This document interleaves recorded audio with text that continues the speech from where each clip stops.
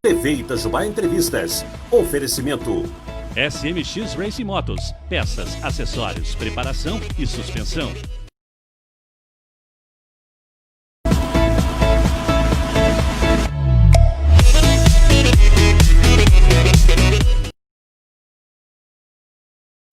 Bom dia, web espectadores da TV Itajubá.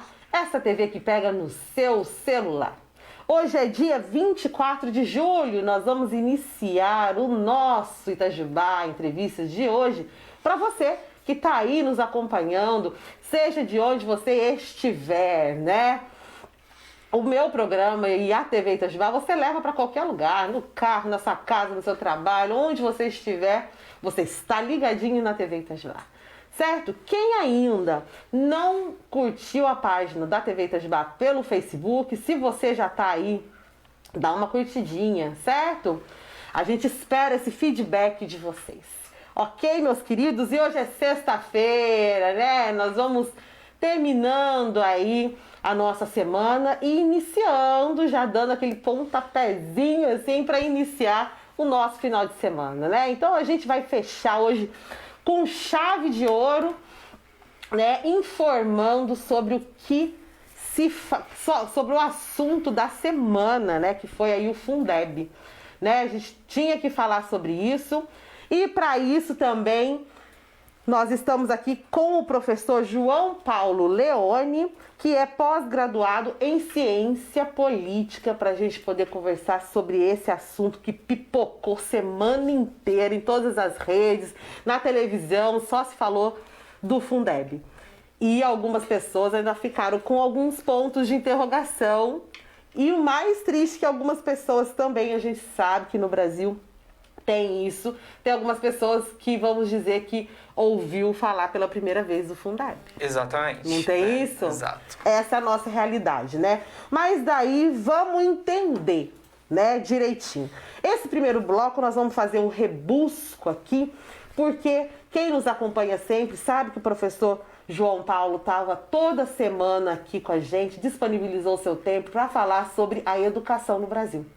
Que no meio dessa pandemia ficamos sem ministro, entrou ministro, saiu ministro, a gente estava, não sabia se adiava, se cancelava Enem, a gente estava numa situação bem complicada, né? Vamos saber se essa situação melhorou, né? Entrou agora um ministro novo, vamos conhecer ele por meio do João Paulo. Então, nesse primeiro bloco, a gente vai fazer esse resumo, né? E depois, nos outros, a gente entra no assunto do Fundeb. Né? Quero agradecer o João Paulo por estar aqui. Ele não pôde estar nas últimas semanas por conta de saúde, né? Mas aí tá aqui de novo com a gente. Muito obrigada, viu, João? Imagina, eu que agradeço mais uma vez, Drica e a TV Itajubá, pelo espaço para a gente levar essa informação, né? Conscientização política, social para as pessoas. Eu que agradeço. Certo, agora melhorou, né, filho? Melhorei, tô tranquilo. Foi 3 semanas aí de tratamento de saúde, mas já tô melhor já. Não, e aí fico com dó, gente, porque tem gente que é mais calminho. Quando tem que parar, ok, a pessoa para mais de boa. Mas a pessoa ligada no 440... Não para. Quando tem que parar por força maior, a pessoa sofre mais ainda, né? Muito. Tadinho. Mas aí, de volta ativa. Exato. Que ótimo. E a gente se beneficia com isso também, né? Então vamos conversar. Bom, vamos fazer aquele resumão do nosso Ministério da Educação. Certo. A última vez que eu vim aqui, né, o governo havia já destituído o Weintraub do Ministério da Educação. Tem toda uma explicação que a gente deu aqui no programa, né? Sim. E aí entraria o ministro Decotelli, que gerou toda aquela confusão aí, né, de currículo, dele e de outros também, né, enfim, né, mas acho que foi o estopim aí, porque já era ali o terceiro, quarto que estava dando problema com o currículo. Sim. Gerou toda uma discussão e ele acabou não assumindo, né? Aí, então, o governo pensou em outros nomes, como Renato Feder, e também não assumiu. Então, nós ficamos desde o dia 19 de junho até o dia 16 de julho, agora, sem ministro da Educação. Quase um mês aí, não é? Um mês praticamente né? sem ministro da Educação no meio dessa pandemia. E com o Fundeb, que nós já vamos explicar, para ser votado, e também aí a questão do Enem, né? Certo. Bom, assumiu o novo ministro da Educação é o Milton Ribeiro. Milton Ribeiro, ele é teólogo, ele é bacharel em Direito, já foi professor da Universidade Presbiteriana Mackenzie, ele é doutor em Educação e ele é pastor também de uma igreja evangélica cristã, né, presbiteriana, em Santos, se não me engano. Né? Basicamente, esse é o Milton Ribeiro. E aí, dentro do jogo político, que é o que a gente está comentando aqui, né? Eu, dentro da minha área de ciência política, o que a gente analisa? Quando Caio Weintraub assume o Decotelli, assumiria o Decotelli, né? Weintraub cai em meio a uma discussão de... onde o Weintraub deu a última canetada ali, né, tirando as cotas, né, das universidades, dos cursos de pós-graduação. Gerou toda aquela discussão em torno de racismo, etc., né, de política de igualdade social.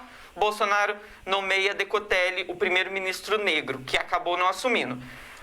Como ele não assumiu, o Feder também não assumiu, muita pressão da bancada evangélica, dos cristãos, né, pela educação, porque eles gostavam muito do Weintraub. Weintraub era um dos ministros favoritos do governo Bolsonaro, né? Principalmente com esse apelo da bancada evangélica, porque ele defendia questões ligadas à ideologia de gênero, escola sem partido, tudo ligado à relação cristã aí da bancada evangélica. Então, aquela pressão, agora ele nomeia, então, um pastor para ocupar o cargo. Então, você vê que tem todo esse jogo aí também para a gente considerar, né? Tá, vou fazer só uma pausazinha então pra gente poder entender. Resumo, pra gente poder mastigar isso aí, né? Bom, então o ministro Milton Ribeiro entra, né, agora com um desafio grande.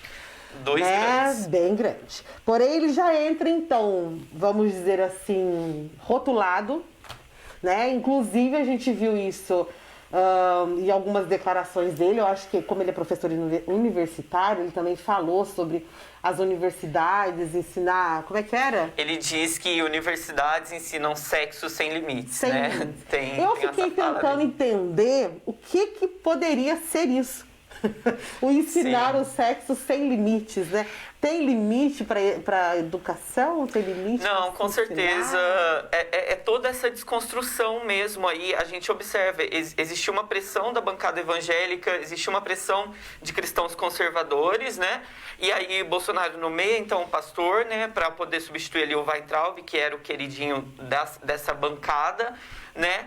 E ele vem com esse discurso mesmo aí, né, de uma educação laica, segundo os estudos dele, mas ele vem com esse discurso todo por trás, né, que a gente sabe que a educação, ela não anda trabalhando as questões morais, cívicas. Então tem toda essa discussão que o Bolsonaro prega aí de ideologia de gênero, etc. São coisas mais complexas, mas resumindo, né, é uma educação assim que ele vem para ocupar um posto para tentar dar um certo benefício aí, né, para as questões morais cristãs, né, para atender mais ou menos isso na escola, nas universidades. Então ele tem todo esse discurso. E ele tem dois grandes desafios, né, como a Drica falou, o Fundeb e o Enem. Aí sobre o Fundeb a gente tem toda uma questão aí que rolou. Vou explicar para vocês o que é o Fundeb. Isso, que a gente fala no segundo bloco. Mas o Enem, eu acho que esse desafio do Enem, acho que a gente pode falar, né? Já posso passar aqui, isso. Então. Sobre o Enem, né, 2020, que era o que a gente vinha trazendo, né? Sim. Sobre o Enem 2020. Até o último dia que eu vim aqui, há 3 semanas atrás, ainda estava em votação para escolher a data do Enem 2020, né? Que era fevereiro, março... Dezembro. Janeiro... E maio. Nossa, tô errando tudo. Eram 3 datas. Mas nossa, tá sabendo bastante. Dezembro, janeiro e maio. Dezembro, janeiro e maio. Ou dezembro, fevereiro e maio. Mas dezembro e maio era certeza. Agora eu tô confundindo janeiro com fevereiro. Aí teve votação, abriu a votação para os estudantes do Brasil inteiro, né? E tudo mais.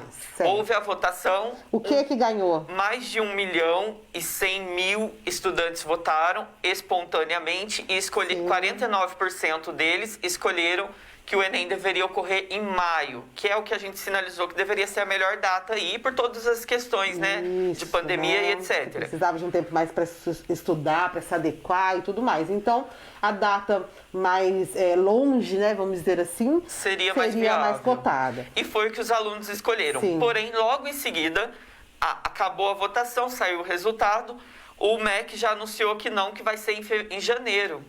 Então, não houve aí, né? No fim das contas, essa pesquisa não surtiu. Não serviu. Não, o MEC impôs que vai ser em janeiro. E aí eu tenho as datas aqui, eu vou ler. Já dá para passar as datas? Sim. Vamos então. Então vai ser em janeiro. Em janeiro a prova. E aí ele coloca que vai ser dia 17 e 24 de janeiro a opção impressa, né? Que nós também dissemos no outro programa. Vai ter uma versão impressa e uma versão online de provas. E a versão online dessas provas, a versão digital, 31 de janeiro e 7 de fevereiro de 2021. E o resultado, a previsão é que saia em 29 de março do Enem. Dentro disso já tem algumas questões aí que os alunos precisam ficar um pouco espertos. Que, por exemplo, a Unicamp, a Universidade Estadual de Campinas, já anunciou essa semana que não vai aceitar notas do Enem para ingresso em 2021. Não vai aceitar? Não vai aceitar. Ela alega que como o resultado só sai lá em 29 de março, então eles vão começar o ano letivo antes, então não vai ter como aceitar a nota do Enem. E outras universidades também já sinalizam isso. Por trás disso, não é nem só a questão de quando começa ou não o ano letivo. Também existe toda essa preocupação com relação a que prova é essa e como o governo vai aplicar, né? Alguns reitores estão preocupados. Sim. Então, o governo também não subsidia, não promove algum outro meio aí, né? Alguma forma de adaptar essa prova do Enem, né? E aí não há uma política de preocupação com isso, então as universidades estão com a autonomia delas ali para poder irem definindo como que vai ser, né, toda essa questão. E é preocupante para os alunos também, né? Com certeza, né? Você já corta aí as opções, né? Muitas opções aí dos alunos. A gente começa a ver, na verdade, alguns pontos negativos. Alguns pontos negativos. Falando em opção, o governo lançou essa semana aí um jogo que é dentro do aplicativo do Enem. Então, se você está inscrito no Enem, você entra no seu aplicativo. Se você já estava no aplicativo, você precisa atualizar esse aplicativo, senão você vai baixar ele e já vai dar certinho. Lá, agora, tem um jogo que o estudante pode jogar, é um jogo de perguntas e respostas, e aí de questões para estudar para o Enem. Ele já dá a resposta se está certo ou se está errado. Porém, por enquanto, o governo só disponibilizou as questões de 2012 e 2013. Está um pouco desatualizado, mas a gente espera aí que venha as de 2015, 2017, né? Dizem que estão programando para lançar assim que lançada aí, né? A Drica também já avisa vocês aí, né? Enfim, depois que o João Paulo me avisar. Né? Porque, por enquanto, ainda não. Mas é legal que já dá para ir fazendo um teste. Então, quem tiver inscrito no Enem, entra lá. O jogo, ele dá medalha, ele diz sua colocação, se você foi bem, se não foi. Dá para estudar. Dá para testar os seus conhecimentos, né? Sim. Ver aonde você está melhor, onde precisa estudar mais um pouquinho, né? Bacana, é legal, né? Vamos esperar também a atualização aí. Sim, com certeza. Desse aplicativo aí, que 2013 está um pouco desatualizado. Mas para começar, ok, tá bom. Já é uma grande ajuda para quem só tem ali o aplicativo, um acesso à internet mais restrito, né? Enfim, já é alguma coisa. Nesse caso, você diria que a parte mais preocupante é a questão das universidades não aceitarem as notas do Enem de 2021? Então, eu acho isso muito complexo, essa questão de aceitar ou não as notas. A gente vê que muitas estão se analisando porque estão preocupadas de fato com que prova é essa que o governo vai aplicar, como vai aplicar. A gente também não sabe se nas provas físicas, por exemplo, os alunos vão comparecer em massa como estava, né? Então tem toda essa questão. Eu acredito que quanto a isso ainda vai haver um debate grande sobre aceitar ou não, porque essa semana que começaram a sinalizar se vai aceitar ou não, a primeira que lançou que não é a Unicamp, algumas outras já estão em estudo, então eles estão realizando estudos mesmo. Acredito que daqui a uns 2 meses, que isso já vai ter pipocado bastante entre as universidades de uma maneira geral, vai haver um consenso, porque os reitores de universidades, os governadores, é aquilo que a gente explicou, eles estão sem orientação do MEC, então eles estão fazendo por conta os estudos próprios e vendo o que é o melhor para cada um dentro da situação. Então, acredito que eu possa posicionar melhor a respeito disso daqui a 1 mês, 2 meses, quando isso de fato tiver sido definido pelas universidades, porque por enquanto a gente faz suposições. Sim. Eu suponho que, por um lado, seja ruim, né? Porque é menos opções para os estudantes, né? Algumas vagas em universidades, né? São sonhos, às vezes o estudante passou anos para estudar para o Enem e tentar aquela vaga. Sim. Nós sabemos a Unicamp, por exemplo, a complexidade que é o vestibular da Unicamp, né? Não que o Enem não seja, mas por determinados tipos de políticas públicas consegue-se entrar muitos alunos ali, né? Por meio do Enem. Então, assim, prejudica. Mas também a gente vê reitores que estão prejudicados em meio a toda essa situação. Com quais alunos serão esses que irão ingressar nesse momento, né? Nós sabemos que são universidades extremamente comprometidas com a pesquisa, então nós precisamos mais de um tempo para poder analisar essa situação, para que eles realizem os estudos deles, né? Aí os doutores, mestres dessas universidades passem para a gente e a gente consiga replicar. Tá. Então, de certo, do Enem, por enquanto a gente tem a data. Do Enem né? Vamos isso. só repetir a data? O do Enem é 17 e 24 de janeiro. Deixa eu confirmar só. Pode ficar à vontade. 24, perdão. Do Enem, isso mesmo. 17 e 24 de janeiro, a prova física. Aí tem a digital, que deve ser lá no 31 de janeiro e 7 de fevereiro. Certíssimo. Então, aí, data estabelecida, ok, né, gente? Oficialmente estabelecida.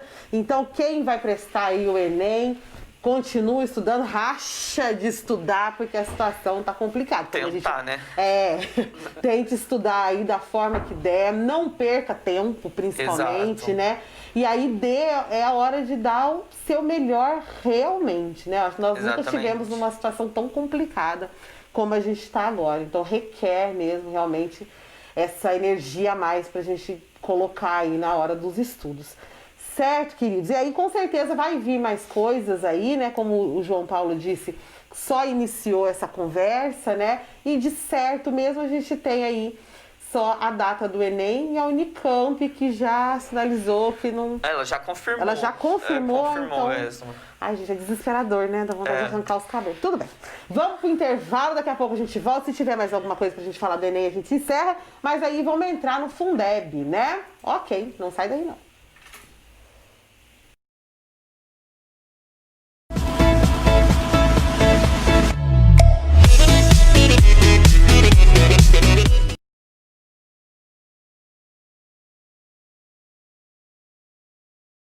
A SMX Racing comunica a seus clientes e amigos que estará com sua oficina funcionando normalmente, porém com quadro reduzido de pessoal.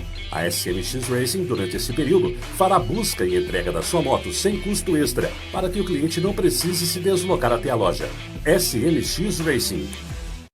Supermercado e Hortifruti de Anzenó. Açougue, mercearia, hortifruti, qualidade e bons preços. Atendendo todos os dias das 6 da manhã às 10 da noite, inclusive domingos e feriados. Fone 3621-4450.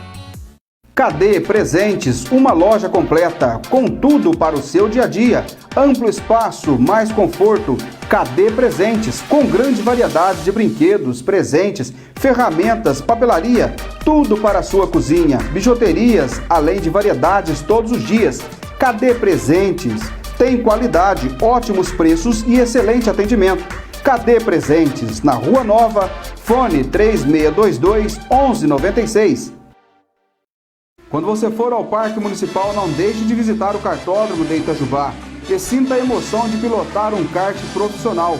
Único kartódromo da região com dimensões oficiais e toda a infraestrutura para você se tornar um piloto profissional e realizar o seu sonho. Com instrutores treinados, segurança total para você e sua família, praça de alimentação e contato direto com o ambiente do parque. Kartódromo de Itajubá, viva o automobilismo com a gente! Veracruz Corate, gente de casa, preço especial, qualidade que você conhece, a maior variedade da região, entrega imediata. Veracruz Corate, a maior em eletrodomésticos. Veracruz Corate.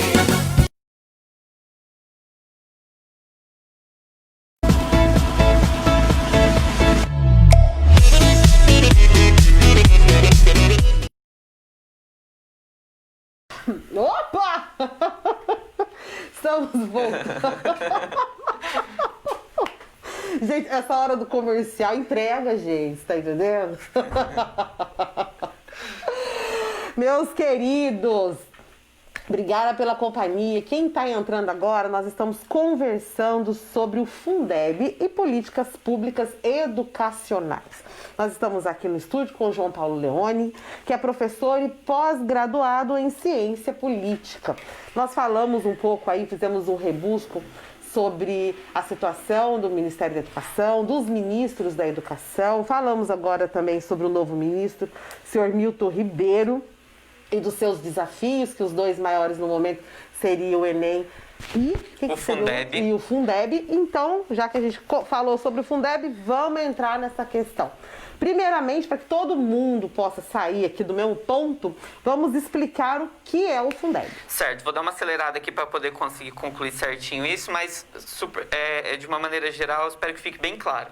O que é o Fundeb, que foi tão discutido a semana inteira em todos os jornais, né? Jornal Nacional, Jornal, enfim, Sim. Todas as publicações.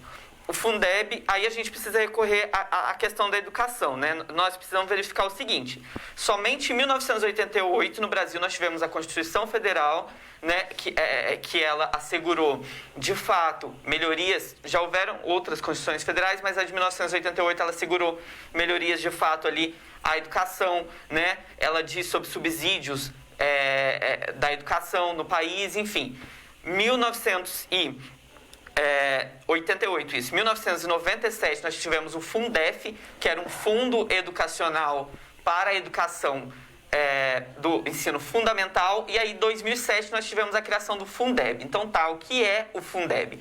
O Fundeb, ele é um fundo, né, que ele arrecada verbas para poder financiar a educação no Brasil. De que maneira? Nós temos os 26 estados, mais o Distrito Federal, né, todos eles arrecadam impostos ali, né, o seu IPVA, ICMS e outros impostos. E aí, eles precisam destinar parte do dinheiro arrecadado para um fundo de educação, certo? E dentro disso, a União, né, o governo federal, ele participava com 10% da arrecadação dele também nesse fundo. É como um grande cofre entre os estados, né, que faz esse fundo. E aí depois a União, o governo federal, redistribui esse dinheiro para aqueles que mais estão precisando. Então o objetivo, né, é tornar mais igualitário aí o sistema educacional, o financiamento da educação no Brasil. Porque nós sabemos que, por exemplo, nós temos São Paulo, né, que tem uma grande arrecadação, né, nacional aí de tributos, etc. Em contrapartida, nós temos, por exemplo, Tocantins, que não arrecada da mesma maneira. Então, há essa redistribuição por parte do governo federal. E aí, infelizmente, esse fundo, o Fundeb, ele tinha prazo de validade. Agora, em 2020, ele iria se esgotar. Ou seja, se esgotando ele, o fundo que financia a educação, como seria financiada a educação no país? E é isso que eu vou explicar para vocês agora. Então, desde 2015, a Câmara dos Deputados, ela vem debatendo, já preocupada com a chegada de dezembro de 2020 e o Fundeb acabar. Então, ali, a deputada Dorinha Rezende, do Democratas de Tocantins, né, ela é professora, então ela compreende bem essa questão, né, de financiamento da educação, etc., ela apresentou um projeto de política permanente, porque o Fundeb ele era uma política transitória. Como eu disse, ele tem prazo de validade. Então, ela apresentou um projeto de política permanente, né, para tornar lei o Fundeb. E aí, dentro disso, o que diz esse projeto? Dentro desse projeto dela, o que foi apresentado à Câmara foi um outro, tá? Mas o que foi votado e que foi alterado textos diz o seguinte, que ao invés do governo financiar apenas 10% do fundo, né, contribuir com 10% do fundo, o governo federal, sendo que ele é o que mais arrecada em relação aos governos estaduais, financiará 23% ao invés de 10%. E ele também diz, né, ele assegura que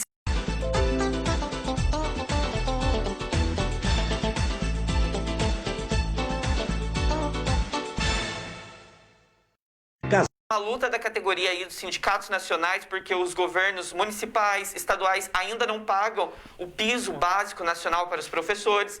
Então, Toninho, óculos de lente grau, armações e as melhores marcas do mercado.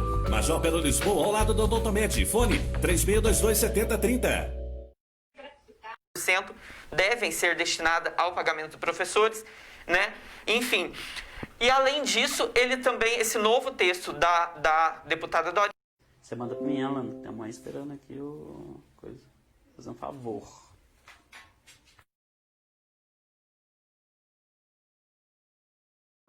Né, entre os estados e municípios. O que é isso, né? Que é o seguinte, os estados com mais ricos recebiam menos dinheiro.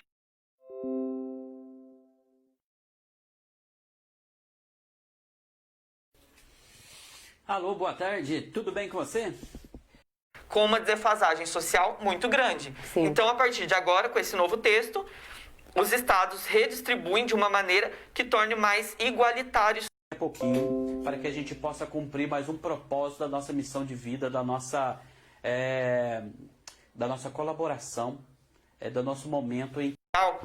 Recebendo uma verba, né, escolar a mais, né?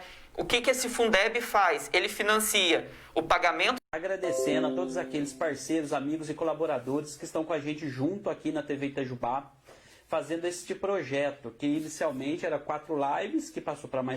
Tá?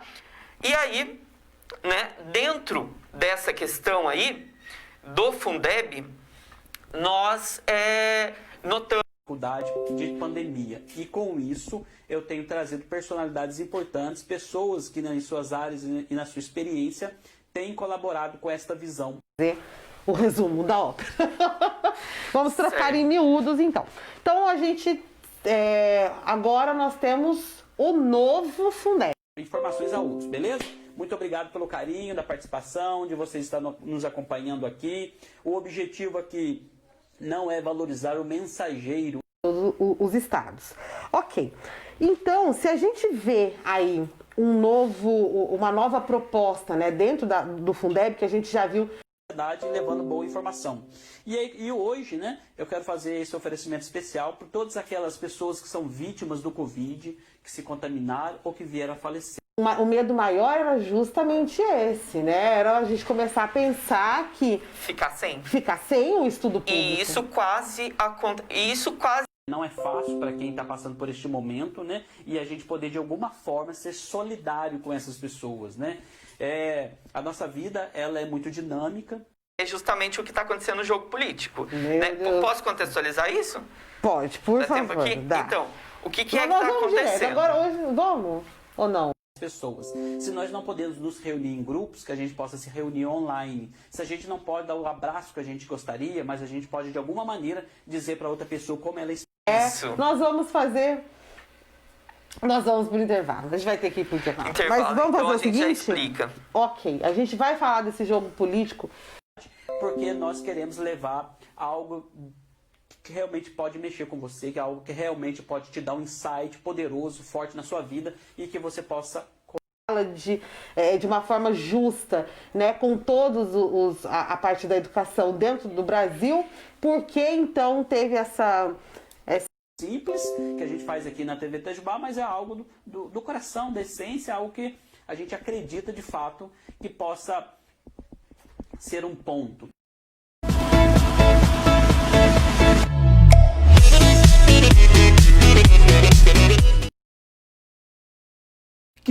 Que tem que ser bom para mim e para os outros e a gente entrar nessa sinergia. Com isso, eu quero agradecer também a parceria aqui de um amigo, o José Ayrton, lá de Brasópolis. Refrigerantes, salgados, deliciosos pães de queijo, açaí e muito mais. Faça-nos uma visita. O quiosque fica ao lado do Lago do Parque Municipal. Uma linda história de vida, né? Ela tem uma coisa muito bacana, que ao conversar com eles eu percebi que não basta simplesmente vender calçados, né? Nós precisamos levar... 463-6674, na rotatória do bairro São Judas Tadeu. Max Festas, ao lado da rodoviária, com grande variedade em artigos e embalagens. A gente precisa vender muito mais do que coisa material. Nós precisamos levar realmente uma mensagem clara e efetiva para a vida das pessoas através do produto ou serviço que a gente presta. Max Festas, ao lado da rodoviária. Tem promoção na República da Pizza. Você compra uma pizza mais refrigerante 2 litros por apenas 20. Vida realmente para este mundo moderno? O que nós queremos, de fato, é contribuir para a sociedade. Não é o ganho. Avenida São Vicente de Paulo, próximo ao Mercado Municipal. Olá, amigo morador de Itajubá e região. Agora a Projeção Internet está... de poder levar mais vidas para os outros, beleza? Sendo assim, feita a minha breve introdução, aqui hoje, quinta-feira, hoje é aqui dia 16 de lentas e que vivem caindo. Venha para a Projeção Internet e fique tranquilo para assistir seus filmes, vídeos, ouvir músicas, baixar arquivos ou jogar online com... E assim, a gente poder conversar um pouquinho com você. Por quê? O que nós vamos fazer diante dos desafios que a vida nos coloca hoje? Nós vamos entrar... Tudo isso por um preço que cabe no seu bolso. Com a Projeção Internet, você recebe internet com qualidade para aproveitar o melhor do mundo digital. Assine já. Acredito que não vai resolver. Culpar outras pessoas pelas dificuldades de hoje, será que este é o caminho? Ou eu tenho que assumir a minha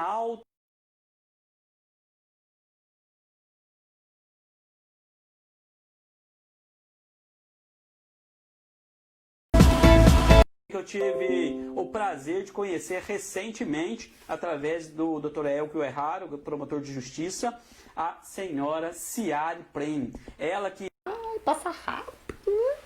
Passa rápido isso, gente. Passa muito rápido. Principalmente quando o assunto tem bastante coisa, igual esse assunto, sempre que o João Paulo... Mas, de fato, o que é autorresponsabilidade? E com isso, eu quero convidar a Ciari para que ela possa estar junto com a gente aqui. Ciari... Preocupado, nossa, será que eu falei deu para entender? Todo preocupado, mas ele fala de forma muito objetiva, né? Muito clara, e a gente consegue... A autorresponsabilidade. Boa tarde, Ciari. Boa tarde, tudo bem? Tudo ótimo, graças a Deus, tudo certo. Estamos aqui...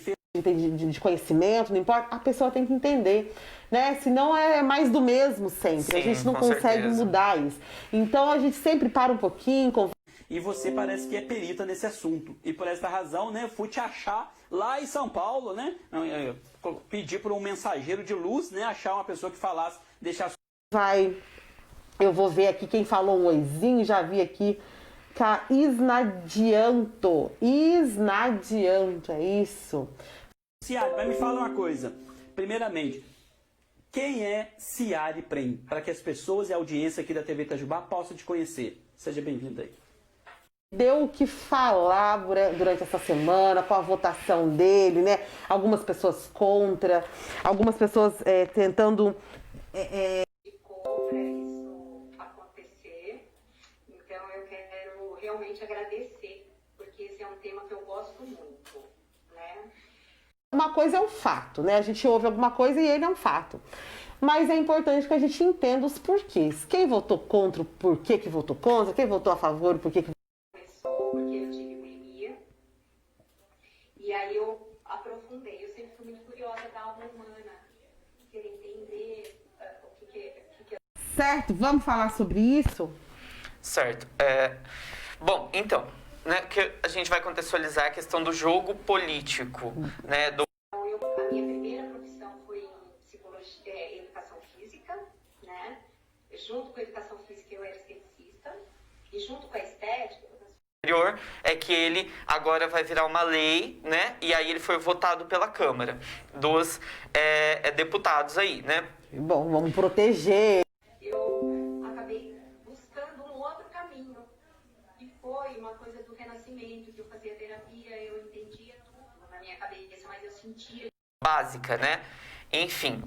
E aí, o que eu tenho para contextualizar com vocês dentro dessa questão aí, né?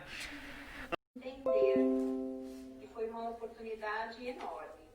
Um pouco antes de eu chegar no Renascimento, eu li um livro da Louise Hay, e ela falava... Governadores e prefeitos também pressionaram, quer dizer, governadores e prefeitos de diversos partidos do país pressionaram para que se aprove o Fundeb, porque conforme eu... 100% responsável, e eu levei isso para um lugar que dizia assim, bom, então você tem culpa de tudo que está acontecendo com você. Pública, a menos que se criasse um programa parecido, enfim. E aí, houve muita pressão popular, houve pressão dentro do próprio governo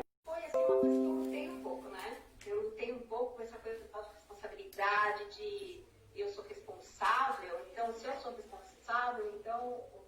E é isso que eu vou explicar para vocês. Só uma coisa que eu considero importante a se falar, Sim. Né? De todos os governadores do Brasil... Tinham culpa pela minha infelicidade. Como que é? As pessoas tinham culpa pela minha infelicidade? Se a pessoa não falasse isso... Porque vocês precisam se orientar politicamente, né?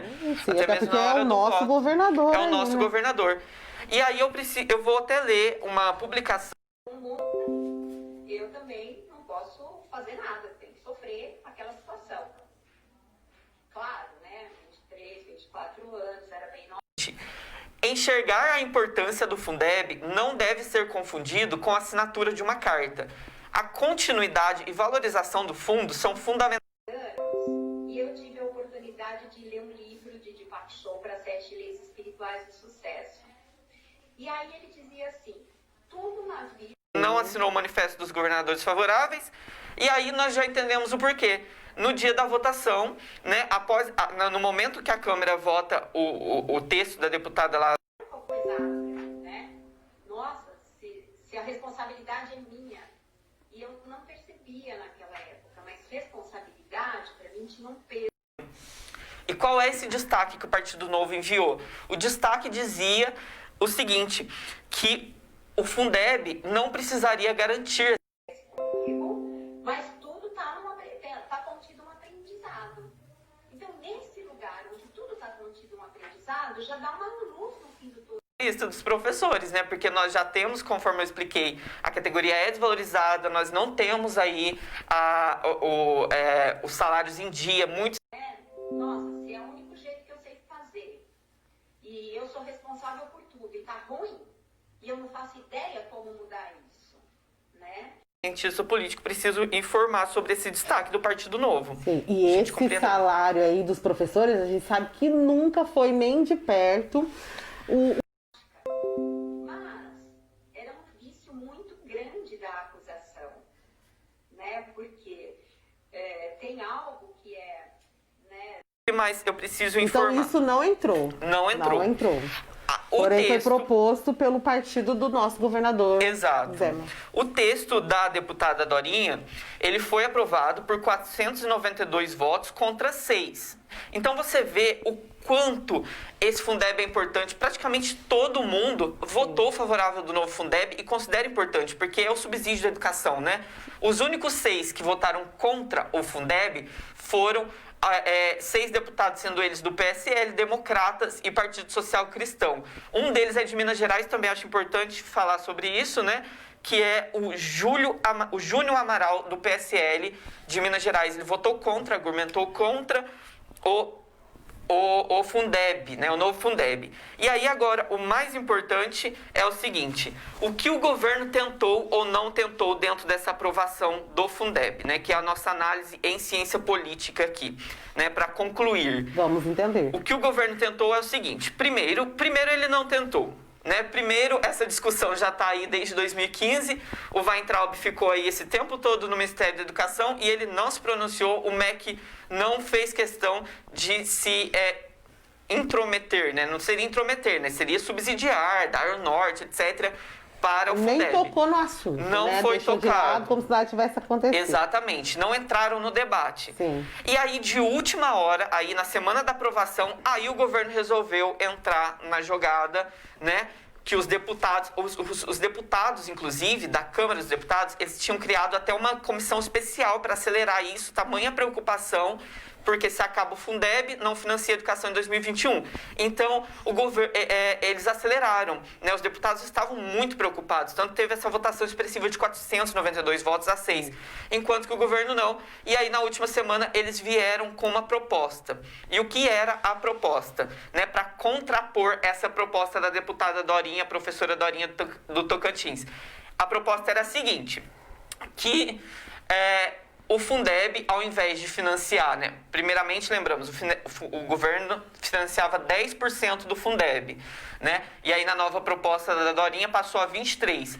porém o governo veio pedindo redução nisso daí. O governo anunciou uma proposta de 15% ao invés de 23%, ou seja, o governo contribuía só com 15% nas verbas do Fundeb, ao invés de 23%. E ainda um detalhe mais preocupante é o seguinte, desses 15%, 5% seriam destinados ao Renda Brasil. Renda Brasil, né, para quem ainda não ouviu falar, é um novo programa que o governo deve lançar aí, né, subsidiado pelo ministro da Economia, Paulo Guedes.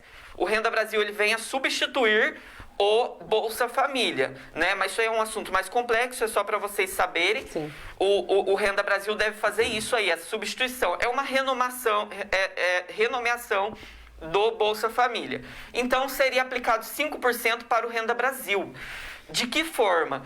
5% iria direto para a educação infantil, em forma de voucher. O que é isso? Né? O governo vai lá, dá um cartão ali, que seria um adicional de a partir de R$250 para cada um dos estudantes da educação infantil creche, diretamente, né? Esse dinheiro cairia diretamente ali, né, para esse subsídio para os familiares, e a família vai lá e paga uma creche particular, né? Então iria voltar dessa forma.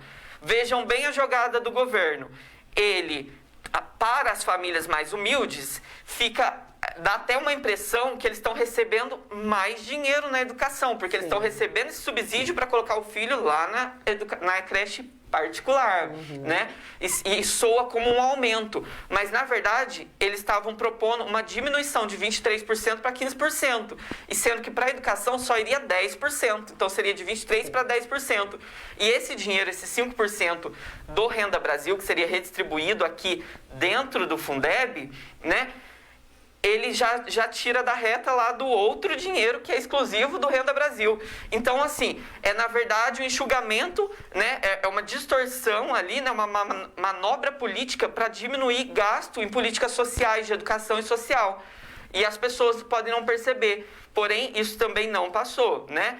Até mesmo porque dizem os especialistas que é inconstitucional, né? Você vai estar tirando renda de políticas assistencialistas e colocando dentro da política assistencialista educacional, né? De redistribuição de renda para educacional. Mas a jogada dele a público, né? A quem não compreende essa jogada, seria muito interessante para ele. E aí houve essa proposta, não passou, né? Além disso, a deputada Dorinha, né, que apresentou a proposta da lei dos 23% do novo Fundeb, ela diz também que o Paulo Guedes, ministro da Economia do governo Bolsonaro, entrou em contato com ela, tentando fazer ela se beneficiar com o novo Renda Brasil. Ela sairia como a mãe do novo Renda Brasil, em troca dela dela fazer essa jogada, essa troca com ele, né? Essa diminuição de investimento em educação e essa troca do Renda Brasil. Como, por exemplo, nós podemos analisar lá no passado, quando o Lula colocou a Dilma como a mãe do PAC para levantar ela politicamente, né? Então a gente faz uma analogia aqui só para compreender essa jogada política. E aí era essa a ideia. Ela, claro, ela rejeitou, né, essa questão, não ficou claro para ela. E aí, além disso, ainda tinha uma última proposta do governo, dentro que eles queriam cortar desse projeto que foi aprovado da deputada Dorinha. E esse é o mais preocupante, que é que o novo Fundeb, esse aí de 15%, que o governo queria, né, porque não tinha mais jeito, ele já tinha perdido a queda de braço, vamos dizer assim, com os deputados, dentro da proposta é que esse novo Fundeb só viesse em 2022. Ou seja, 2021 não teria Fundeb, é aquilo que você falou. Nós passaríamos um ano inteiro sem subsídio para a educação, sem garantias de pagamento do salário de professores, sem garantias de ampliação de escolas, sem garantias de pagamento aos governos para comprar materiais escolares, né? Então, assim, isso eu acredito que seja o mais preocupante dentro de toda essa questão. Mas na Câmara não passou. Não passou. Na Câmara não. Não, eles não aceitaram essa jogada do Bolsonaro, do governo Bolsonaro, e aí foi aprovado, foi para o Senado e o Senado agora vai votar. Precisa de pelo menos 49 votos dos senadores para aprovar esse texto. Sim. Se os senadores fizerem alguma modificação no texto que foi aprovado da deputada Dorinha, ele volta para a Câmara. Então, muitos senadores não querem fazer modificação, justamente para já aprovar e já resolver isso. É uma situação emergente. Emergente, eles estão vendo dessa forma. Alguns dizem que talvez faça alteração. Essa votação é em agosto, né? E aí a gente espera que seja mesmo aprovado. E, passado tudo isso, no dia seguinte que a votação foi aprovada, Bolsonaro e o governo fez uma publicação nas redes sociais, né, nos canais de governo, dizendo que estava feliz que foi aprovado o novo Fundeb. Então é aí a preocupação que vocês têm que compreender politicamente de todo esse jogo, né? Só para encerrar aqui, né? Uma outra questão, no dia seguinte à aprovação do Fundeb, a vice-líder, né, no dia que o Bolsonaro fez toda essa publicação, a vice-líder do governo na Câmara, a deputada Bia, ela foi destituída do cargo de orientação de vice-líder ali do governo, né, porque ela votou contra o Fundeb, então teve toda uma movimentação. Não foi a favor do governo. Não foi a favor do governo, né? Então a gente vê toda essa jogada, essa máscara que é colocada aí política para sempre privilegiar a imagem governamental. Bom, basicamente é isso, é a jogada política que ocorreu por trás do Fundeb. Mas aí a gente começa a pensar o seguinte, nós estamos numa situação, por conta da pandemia, uma situação educacional por conta dela, muito delicada, né? A gente está vendo aí dentro das nossas casas, vamos trazer para as nossas vidas, para a gente poder entender, né? Dentro das nossas casas, a gente está vendo como que está difícil educar um filho por educação remota, né? Seja ele desde a educação infantil até o ensino médio, colegial, como é difícil isso tudo. Agora, vocês imaginam que no ano que vem a gente teria que ter um suporte muito grande para tentar... Muito maior, inclusive. Muito maior para tentar suprir, né? E se adequar aí, como que a gente fala mesmo? Aparar as arestas, né? Se adequar, se equilibrar aí, porque a gente vai ter um desafio muito grande, desafio educacional muito grande aí em 2021. Exatamente. Né? Então era o momento de estar se mobilizando aí para que no ano que vem a gente tem que vir com muita força, apostando tudo, colocando tudo dentro da educação. Exato. E aí, como é que nesse momento você, em 2021, o brasileiro tem que pensar que o Fundeb pode não ter Fundeb no ano em que a gente mais precisa. Só uma pequena reflexão, só pra gente ver né? Dentro disso aí, só para vocês verem como eu não estou tendenciando nem nada, você verifica o seguinte, né? Eu preciso informar, né? A maioria da base do governo votou a favor do Fundeb. Os que votaram contra são base do governo e votaram contra, mas são minoria. Então, ali, eles já sabiam que havia perdido a queda de braço, porque é uma queda de braço ali, governamental, contra todos os governadores praticamente, contra todos os prefeitos que dependem disso e etc. Então não é uma questão tendenciosa, é uma questão realmente muito importante. Porém, o que a população precisa saber e que ela não chega a ela toda essa informação, porque não buscam mesmo, de fato, tanto esse conhecimento do jogo político, é justamente essa questão de que no meio disso tudo o Bolsonaro fez tentar passar, o governo Bolsonaro fez tentar passar tudo isso que eu falei, que foi aí um ataque à educação básica pública. Esse negócio de passar boiada, né? Aproveitar. Exato. É igual quando a gente ouve falar, foi aprovado tal lei na Câmara, ou seja lá onde for, no meio do carnaval, no meio de não sei o quê, no meio da noite de não sei o quê, né? A gente tem isso aqui no Brasil, a gente ouve. É uma prática muito recorrente. Exato. Que tem aqui, né? E aí, é por isso que é bacana essa conversa nossa aqui, para que as informações de forma clara, né, cheguem até vocês. né? Então vamos compartilhar o programa de hoje, compartilhe, dê sua opinião. Eu nem li hoje, gente. Eu vou pedir ao João Paulo depois para que leia. Se tiver alguma coisa, eu posso até te marcar depois, alguma pergunta, tá, gente? É porque hoje o assunto tava grande, não teve nem como falar nem um oizinho para vocês hoje aqui, gente. Mas o mais importante é a informação mesmo chegar, né? A gente vê como aqui no Brasil a gente tem essa falha, essa quebra de informação, essa falha, dificuldade de chegar as informações a todo mundo, né? E a gente só consegue dar opinião, conhecer, saber, entender se chega informações. A única forma é a gente ter o conhecimento, né? E a gente percebe que aqui no Brasil a gente tem que buscar muito conhecimento e não é uma prática muito habitual do brasileiro, né? A gente não é educado para isso e é até ardilosamente falando bom para algumas pessoas que a maioria dos brasileiros mesmo aí não entendam, né? Porque é muito mais fácil a gente enganar assim, né? Infelizmente. Exatamente. É triste essa frase, né? É triste isso. É muito complicado. Então vamos nos armar de conhecimento. O celular dela tá morrendo aqui, tá? Tô vendo que tá escurecendo a tela ali. Ele tá à beira. É sexta-feira, ninguém quer mais nada. Acho que foi. Foi, coitado. Foi, aqui já. É sexta-feira aqui, o pessoal já tá todo mundo. O técnico tá ali, olha lá, ó a cara dele. Olha lá. Olha lá. Também sextou, né, pessoal? Já na sexta-feira a gente vai querendo dar uma desligada, né? Sim. Das coisas. Merecido. Então, aproveitem o final de semana, né? Pra voltar segunda-feira com força total. João Paulo, muito obrigada por estar aqui no programa. Mais uma vez. E ele é tão preocupado, é muito gostoso a gente ver esse tipo, eu não canso de falar isso. Esse tipo de profissional, né? Os profissionais verdadeiros, né? Os verdadeiros profissionais mesmo. Falando sobre, passando o seu conhecimento, né, fazendo parte da sociedade, ocupando o seu lugar, né, ajudando as outras pessoas, tendo essa empatia e principalmente essa consciência, né, é muito gostoso, mas a cereja do bolo é o amor com que fala.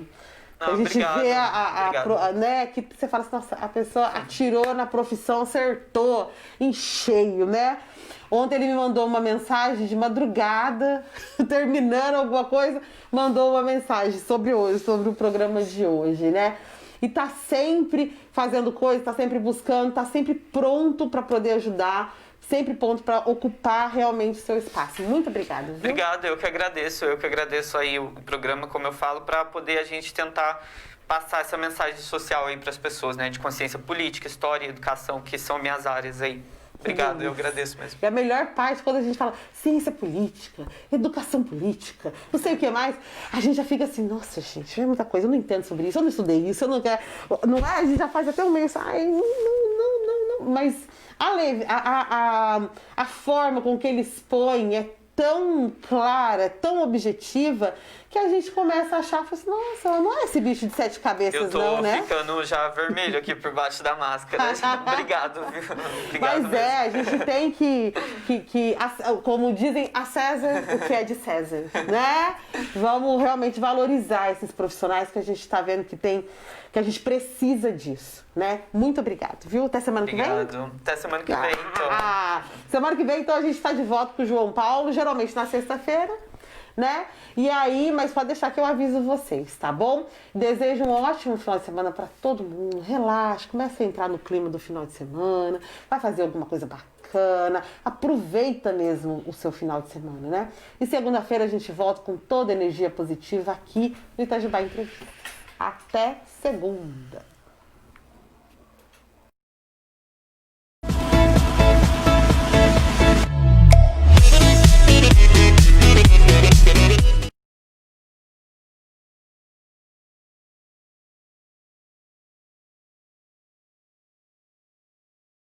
TV Itajubá Entrevistas. Oferecimento SMX Racing Motos. Peças, acessórios, preparação e suspensão.